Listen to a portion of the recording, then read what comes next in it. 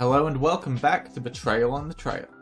When we last saw our heroes, they'd made their way up to the second floor of Faerun Gladeweaver's Wizard Tower, where they found a strange greenhouse-like puzzle room. Using the power of colour theory and throwing bees at their problems, the party managed to find a solution to the puzzle, and make their way up to the next floor of the tower. Bree began to search this new floor, and found a horrifying sight. A room that was absolutely littered with the decayed bodies of dead monsters, along with a single living goblin lying across a table.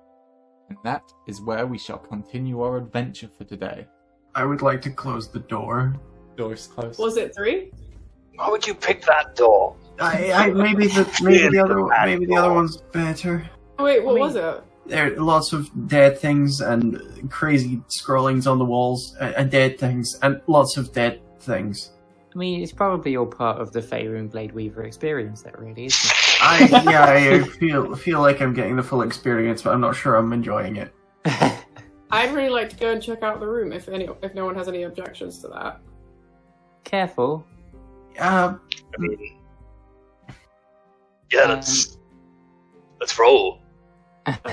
Can I take a step back and just gesture towards the door? Walk in there, but if there's writing on the wall, I'd like to both read and collect it. That's all right. Yeah. I'm gonna take 3 by the of a hand over his shoulder and go, "Come on, let's go in this very normal room." Make just a sad yelping noise and follow. So, same description as I gave. A bunch of corpses, a large collection of notes, and a breathing goblin laying on a table. Does the goblin seem to have noticed us as we enter the room? No, it's sleeping. Can I do like a perception check or something to see? I want to see how old the corpses are. I think anyone coming into this room could probably tell these are potentially decades old. The bones are they're just bones by this point. They're yellowed, faded, some are kind of breaking away even. But the goblin on the table is alive and breathing, but not responding. Can I get a general sense of the Kamal room? thinks of the bee and tightens his hand around Bree's shoulder. Good. Does it look like this place has been touched recently in terms of is it covered in dust? It's dusty. It looks. Okay. I mean, just inferring from context, Faerun Gladeweaver has been dead for many hundreds of years, and these higher floors have not been touched since she left. Just is there any way we can check the bodies just to kind of get a sense of how they died, piled up like that? You can make a medicine check. Yeah, I think in the meantime I'd be looking around the room just at everything other than the bodies, basically, just trying to ignore them. Yeah. I'm just sort of collecting papers down from the wall, if that's alright. 11. It's hard to tell because they are so far gone that any sort of sign of what could have struck them down has probably faded with years. Does the goblin have any injuries on it? No. Do you want to make an investigation check on the goblin specifically? Yes, No. I've heard. Yeah, you can. I think after I've had a look around, like I say, seen that he's on there, I'm gonna walk over and I would like to look at him. Hello. And I'll make a quick, medicine or... Depends what you want to look for. Medicine, if you want to see sign of injury or anything like that. I think I'm worried that he's going to be unresponsive because Cabal has already leapt to the conclusion that this could be the thing working, but the bee, not good. So I think I'll make a medicine check, in terms of just looking at him waving to see if there's any obvious injuries and seeing how responsive he is to stimuli. 14. Yeah, you kind of give it that over, kind of like a little slap on the face. No response. And then out of curiosity, you kind of hold its nose and mouth for a second to see if it'll respond or anything like that. It doesn't. You let go. Its breathing doesn't increase or anything like that. It looks like the body is functioning. All of its basic operations are going on, but it isn't in service to anything. There isn't anything inside of that body. Cool and normal. You do also see a pretty slick looking ring around its finger. It is pure silver with blue etchings all around the edge of it that kind of pulse every few seconds, almost like a heartbeat. They seem to be arcane runes. I don't like that as well. Yeah, I wouldn't touch that if I were you. No. Yeah, no. Look, this is not the first ring I've taken from something that appears to be dead. But I live in a sewer. Don't judge me. Yeah, no. That may as well have "do not touch" etched onto it. I'm gonna back away from it, like out of his view. Sorry, that's a specific thing from the medicine thing. When I do an eyeball check, The eyes are closed. oh, his eyes are closed. Yeah. Do you want to pull them open, do anything? I don't want to, but I'm gonna. Yeah, cool. I just want to lift his eyelid and see if it will follow. See if he's like conscious in any measurable way. Completely vacant. This is going to be a fucking like a long shot, but can I read the etchings? That's all. Give it a go. Yeah, Arcana check. Is it in a language I recognise? Or We'll see once your Arcana check comes through. natural 20? Yeah. Great night! So, you don't study magic in the same way that someone like Arabella does, but you have stumbled across some odd things on your travels. You do recognize it. It is the concept of time manipulation. You're not specifically familiar with the ins and outs of this kind of magic, but know that is what it is. You can't determine what the specific spell is. I'll kind of relay that to part of the party and just kind of add, like, I'm going to posit that whatever killed all these people in this room, that ring is keeping this guy functioning because of it, potentially. I mean, it's definitely affecting something about this guy's biology, at least, and not Somebody preventing him from aging, because I mean, it's one thing to alive; it's another thing to alive and still that age. wild dead folk, Failed experiments? or it's like some kind of you wear this ring and you are the one that has to sit here and wear it. It's possible the ring siphons energy from what are now corpses. Which gets you don't really Should want to we around be it. in this room with it then?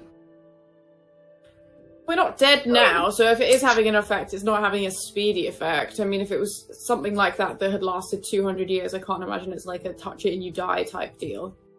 Chop off the guy's finger. Top of his finger Chop with the off ring the on finger. it. He's breathing. Don't think we should take it. No, maybe not. But I I think- want to take it. I quite concur. I think maybe before we make a decision on the ring, we should check the room. Yeah, that's Yeah, fine. It might be Figure out much what's going on friendlier. in this There might be a time wizard in there who's like, "Oh, you didn't. I'll die if you take that ring off. Also, I'm bad." Yeah, yeah. Great. In which case, we'll go. Yeah. Okay, yeah, I'll abstain. We should definitely revisit the topic of that ring. Yeah, Sure. Yeah. Especially because I don't know, as a duty kind of thing, maybe we shouldn't leave something like this kind of unchecked. like someone else could come up here, like have a wonderful experience with the previous puzzle, and then come across this and be like, "Oh, a ring, that's for me." Sure, I just think we have to be aware that, given the nature of the magic on this ring, I suspect taking it off will kill that goblin. Oh yeah, no, absolutely, that's definitely going to happen. But this goblin is currently experiencing a fate worse than death. I will argue, but yeah. Let's just continue. Let's not get into the philosophy. Yeah, we can come back. We've got time. Absolutely. Let's go have a look. See what's next door. So, as you kind of close the door on this very strangely macabre setting, and you make your way across the other side of the corridor, open the door a little bit tentatively, uncomfortable that something like that is going to happen again, and you are greeted by the smell of ink and old used books. The room ahead of you is much more bright, much more vibrant. Ceiling to floor just covered with bookshelf after bookshelf after bookshelf, lining the entire thing as if the walls themselves were replaced by bookshelves. In the center of the room, there is a large lounging chair. A little desk next to it has a small teapot rested on, and all kinds of little tea bags in individual boxes. Against the other wall, there is a more sort of work desk with a now dried up, well, little ledger and a small chest to the side of it. On the opposite wall to you, there is another doorway. You guys can just leave me here. Yeah, I'm going to stay here too. This feels safe. I can't read, though. I'll read to you, Marie. Yeah, okay. That sounds nice, actually. Sounds like a nice set.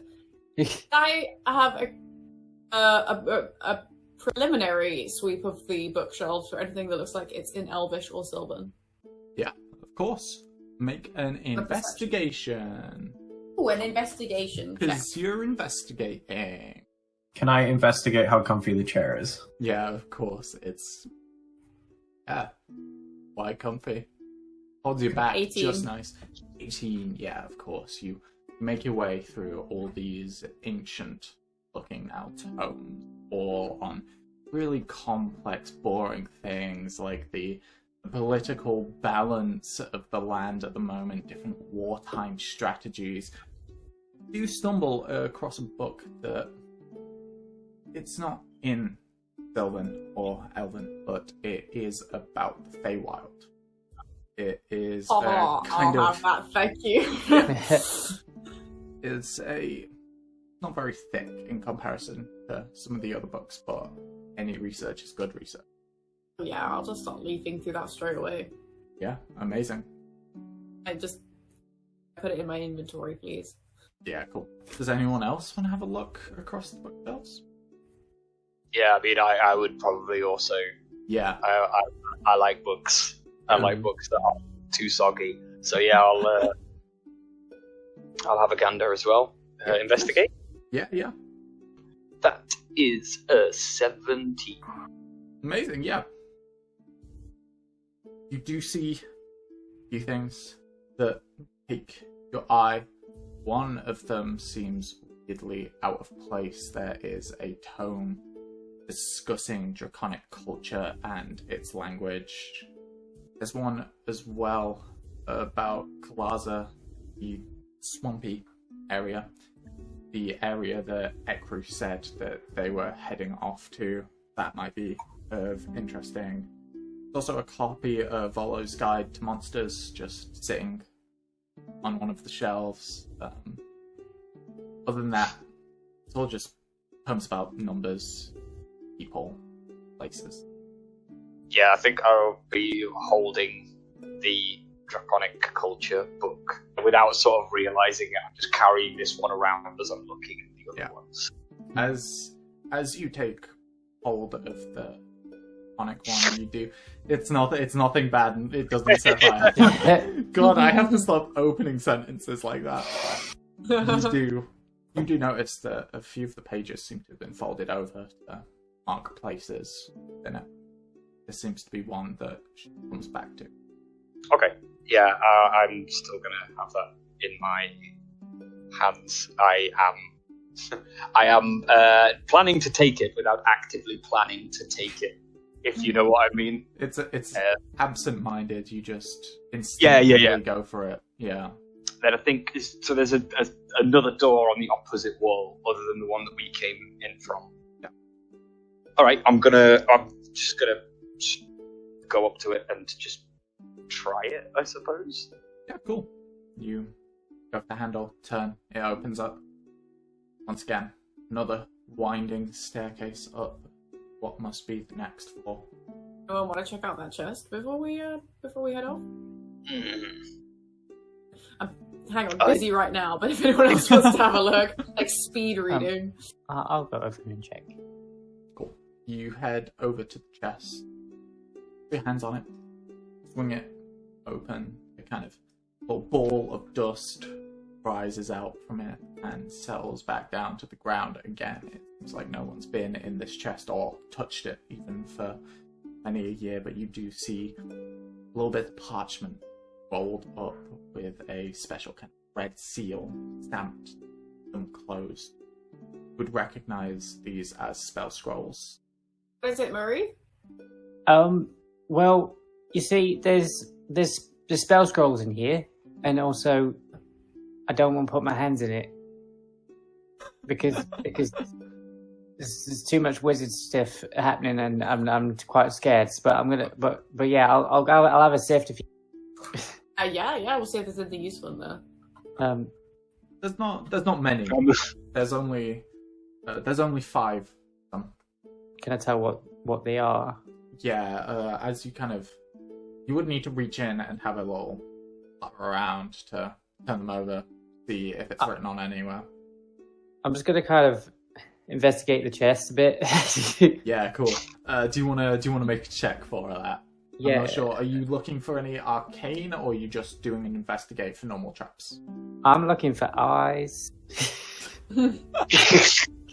That's a 5. You don't know. It seems sketchy. It seems I'm gonna kick it. Yeah, you kick the chest. It kind of rattles for a moment. I really don't want to touch it. I'll come and have a look. It's fine. Okay. Can I do an Arcana check on the scrolls then to see if I can figure out what they are? Yeah, I mean, they do have what they are written on. You would just have to reach in and grab them. Yeah, I'll do that. You just have to place your hand in the proverbial mouth of the chest. How much of your arm would you say goes inside there when you pick them up? It's alright, you can have them. You just have to trigger the trap to do so. Oh, wait, hang on. I took this spell. I'll use Mage Hand to remove the spell scrolls, please. Ideal. Cool. A kind of translucent hand makes its way into the box, goes to the bottom, disappears for a moment. There's a palpable beat as you're waiting for the chest to do something. And then it comes back out and one by one lifts each of the scrolls out and places it on the table. In front of you, there are 5 spell scrolls. 1 for the cantrip of mending, 1 for mold earth, 1 for cure wounds, 1 for comprehend languages, and 1 for sleep. Arabella, while you're perusing them, could you make a little arcana check for me? 14. So this is a specific type of spell scroll that the Faerun Gladeweaver made herself. It's almost like the spell was cast on the paper held in place, and the wax seal, the seals of the scroll, is stopping it in time, almost. The second you break open that seal, it happens. Anyone can use it. Any level of spellcaster can use it. I will relay that to the party. That sounds good. I still don't think I should look after them. I mean, we can just distribute. Yeah, sure. I'll take something that's not cure wounds. Got that in the old stick. Yeah, I'll take cure wounds if no one else wants it. I am incredibly fragile. I'd like to take comprehend languages.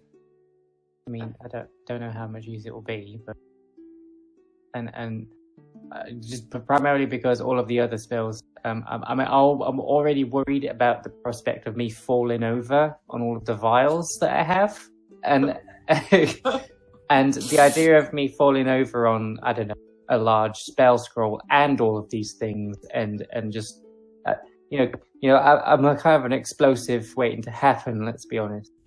Okay, I'll take the mold earth.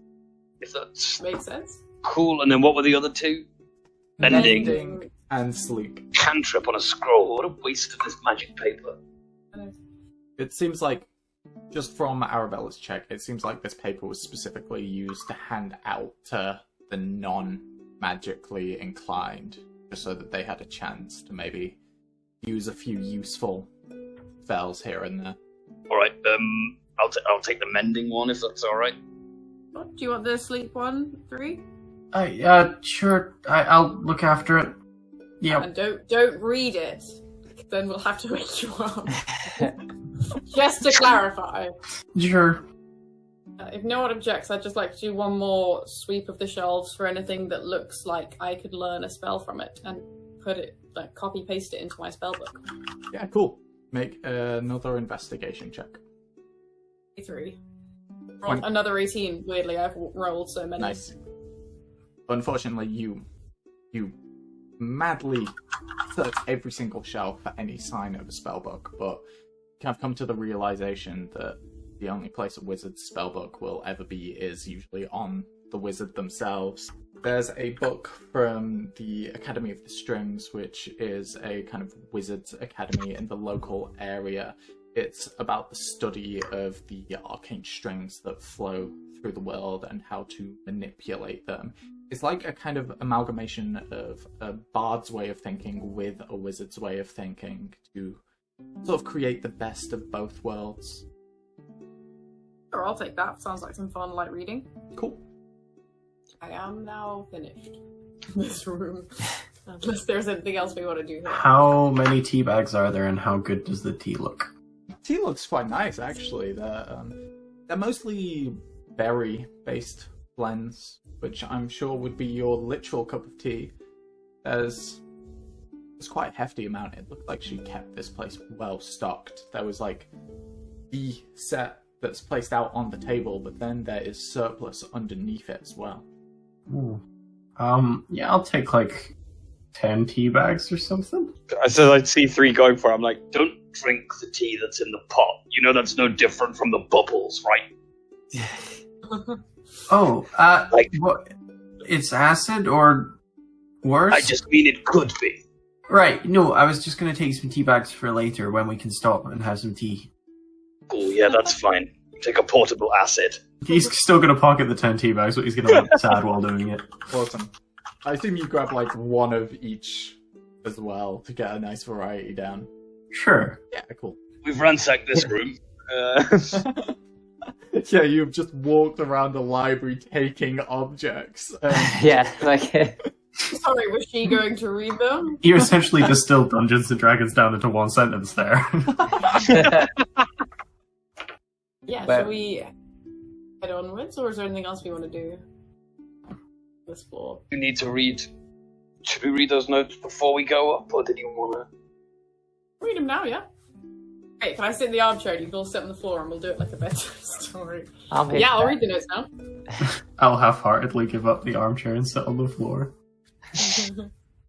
I'm not sure how you would read these notes aloud. They are disjointed. They are mad scribblings, all conceptual theories and whatnot. But do you want me to give you the lowdown of what it essentially is?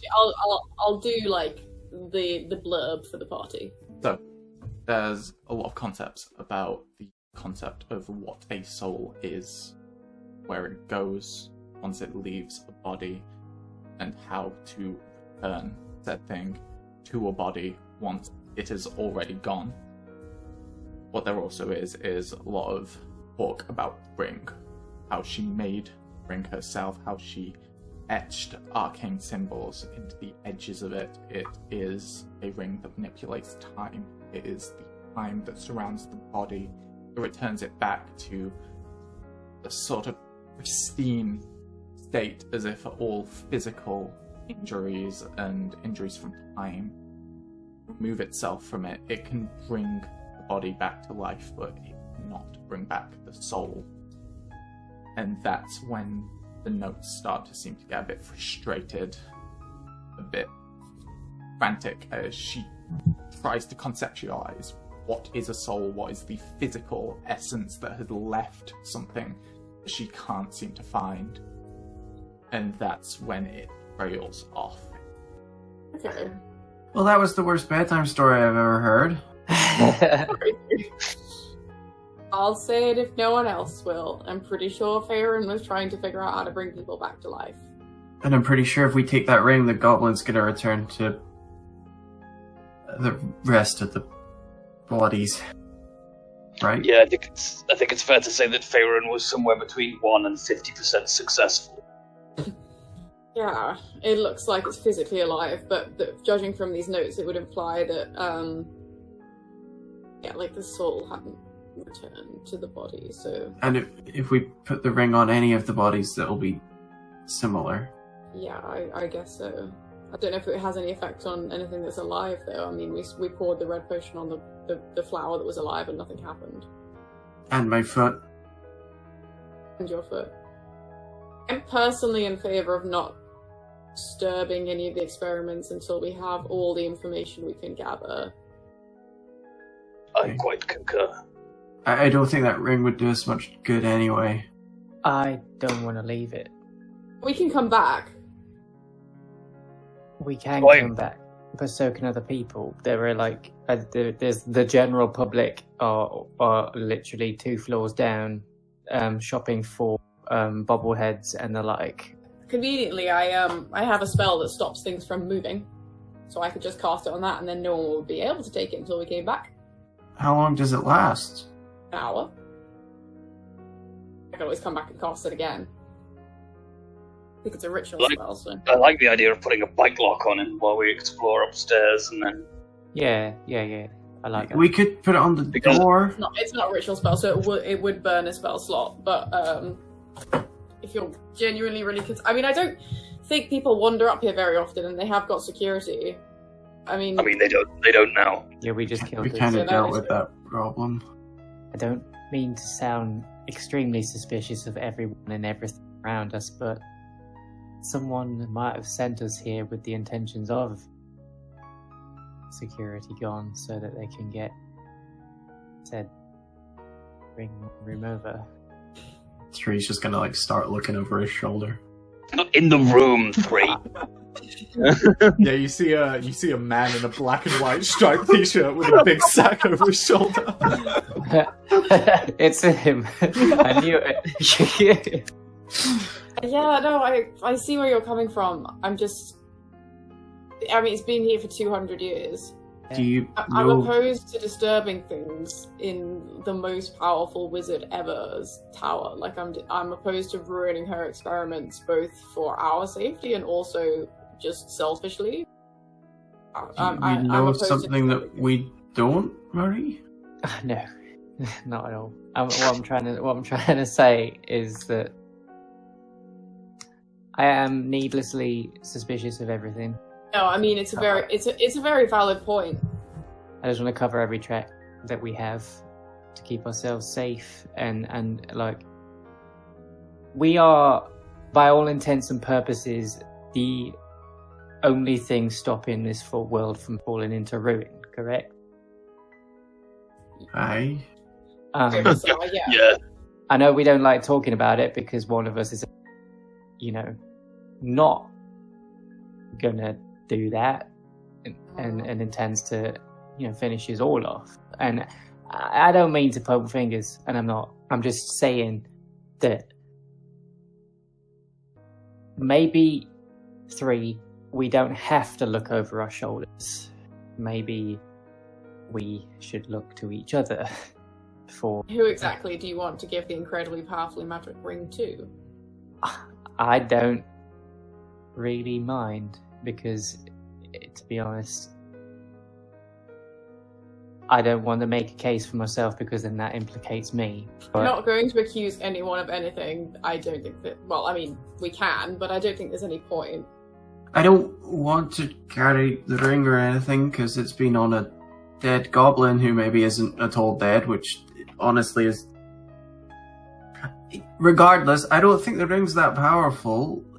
Why don't we find a way of trapping the room so that we can come back to it and we can stop other people getting in? that sounds good. Okay for disturbing things once we've got all of the information. There might be a secondary gift shop that sells those rings for £5 each. Have we got any kind of trap? Because now that I'm looking at the spell again, I actually don't have the components for it. Rope, we've got vials of sleep stuff, right? Also a sleep scroll. Leave the door a little bit open and put the sleep vials on top of the door, and then if someone opens it, We're the ones that set the traps in the wizard tower. we were the wizards all along. some It was us strange, from the future. by some strange irony. Yeah. I've got a crossbow where we could rope it up to go off when the door opens. If we know how to do that. I mean, I've got some tinker's tools with me. Maybe work something out. If you just give me maybe 10 minutes or so. I have no knowledge, but I have mage hand if you need to do things remotely. So, are you wanting to make up a sort of crossbow tripwire sort of scenario where they open the door, crossbow fires, maybe lace? Yeah. Are you lacing it with the sleep as well? Yeah. Or? Yeah, so I'll screw the crossbow to the table, and then I'll kind of hook up the trigger to the door opening through some mad sailor's knot crap, but I'll lace it with sleep. Yeah, cool. So, just because that was so specific and so cool, I'll say you are able to do that without any rolls or anything like that.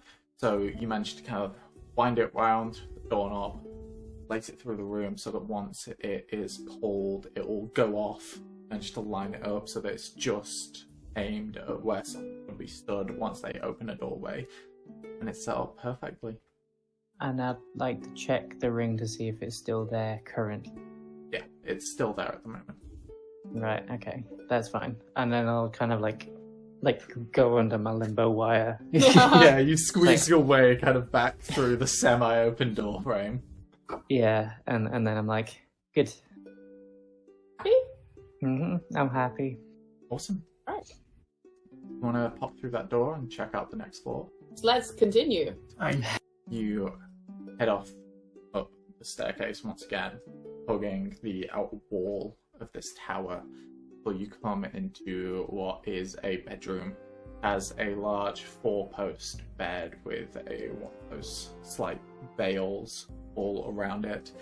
Room is full of books again, but these books don't seem to be the same tomes or downstairs. These be more fiction-y pieces, crimes, romances, just displayed all around the floor. Someone has just been working through them with no regard for them.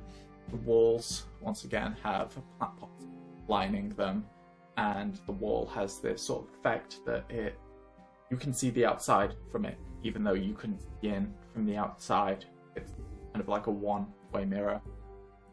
And you see a set of mannequins in multiple places around the room. All of them are dressed in Faerun Glade Reaver's wizard clothes, the same ones you saw from downstairs. This just seems to be where she hangs her robes up for the evening. Also, there are various kind of civilian clothes on a rail, all a bit more extravagant, more colourful, and you see a set of legs dangling over the side of the bed and a set of arms held up, flicking through a book, a page every about 3 seconds, one after another. Moment passes as you enter the room. Clicking stops. Slams book closed. Sits upright, and you see Faerun Gladeweaver sat upright in her bed.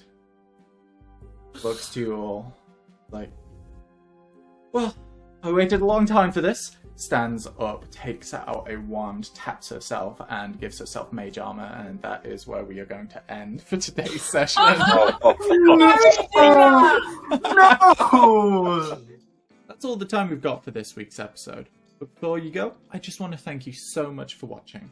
Make sure you leave us a like if you like what you just saw, and make sure you subscribe so you never miss out on any of the adventure.